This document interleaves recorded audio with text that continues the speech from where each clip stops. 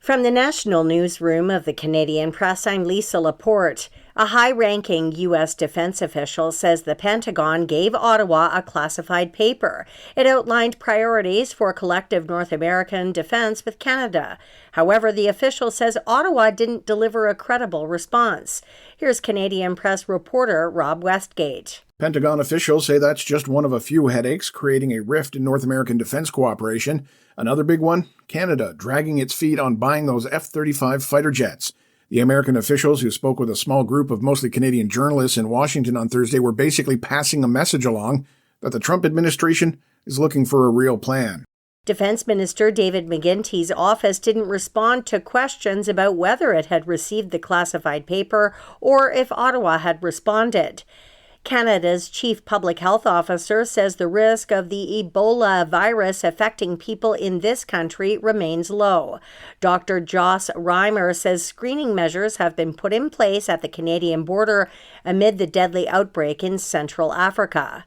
The Ontario government is heading to court to try to block the release of internal documents tied to its controversial blue license plates. The move follows repeated orders from Ontario's Information and Privacy Commissioner, who ruled the records must be disclosed after a Freedom of Information request by the Canadian Press.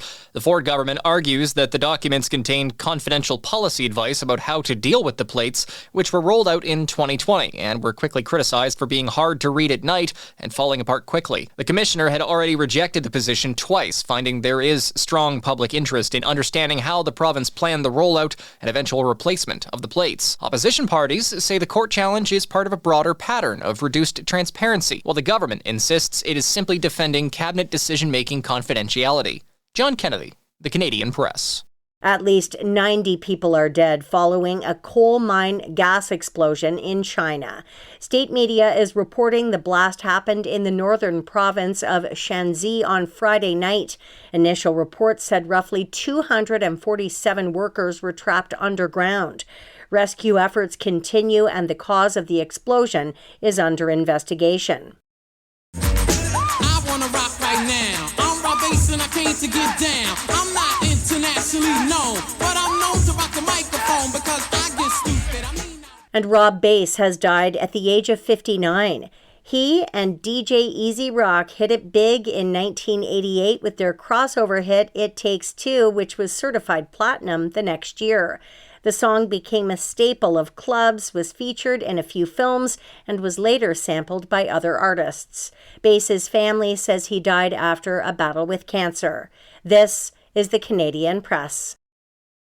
In sports, Canadian Shai Gilgeous-Alexander and the Oklahoma City Thunder beat the San Antonio Spurs 123-108 last night to take a 2-1 lead in the NBA's Western Conference Final. In the NHL's Western Conference Finals, the Vegas Golden Knights beat the Colorado Avalanche 3-1 to take a 2-0 series lead. The Toronto Blue Jays beat the Pittsburgh Pirates 6-2 in the opener of a 3-game interleague series in Major League Baseball.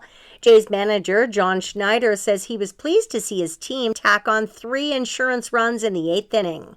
Yeah, that was good inning there, kind of adding on, and we're really light in the bullpen today anyway. But that was good to see. A couple big swings early and taking advantage of some of their mistakes. But the 8th inning was nice. It was the opener of a 6-game homestand for the Jays. Game 2 goes today. From the Canadian Press, I'm Lisa Laporte.